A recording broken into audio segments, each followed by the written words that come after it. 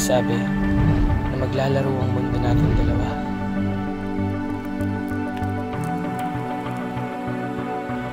Sino makakapagsabi sa pagbilang ko ng 3, nandyan ka pa? Hindi maliwanag ang buwan. Wala ka sa likod. Wala ka sa harap. Wala ka sa ngayon, sa kahapon, at sa hinaharap.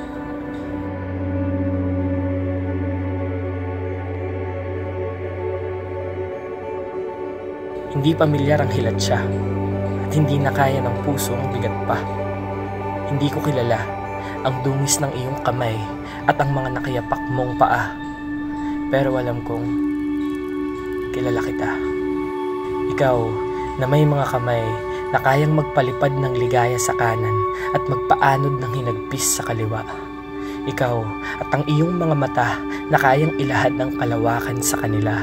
Ikaw at ang iyong mga marka na inukit ng iba. Ikaw na may kamalayang hindi ko kilala, na iba sa kanila. Ikaw na may kamalayan ng bata at karunungan ng pagtatanda. Ikaw na malaking banta. Ikaw na tila ba'y ginawang perpekto ng may katha. Ikaw na may pamilyar na mga mata. Sino mag-aakalang makakalaro kita? Ngunit sa mundo na hayok sa pagkilala sa mga panalo at pagkutsa sa mga matatalo, nasan tayong dalawa? Sa pagtakbo natin sa putikan, sino ang maiiwanan ng mantsa?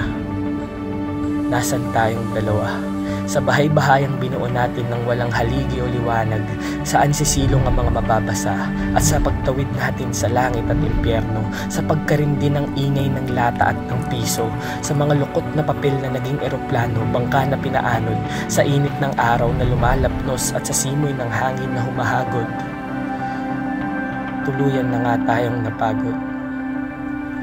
At sa ngalan ng lahat ng bilang ng 1, 2, at 3, naway muli tayong magtagpo sa laro na kung tawagin ay tayo.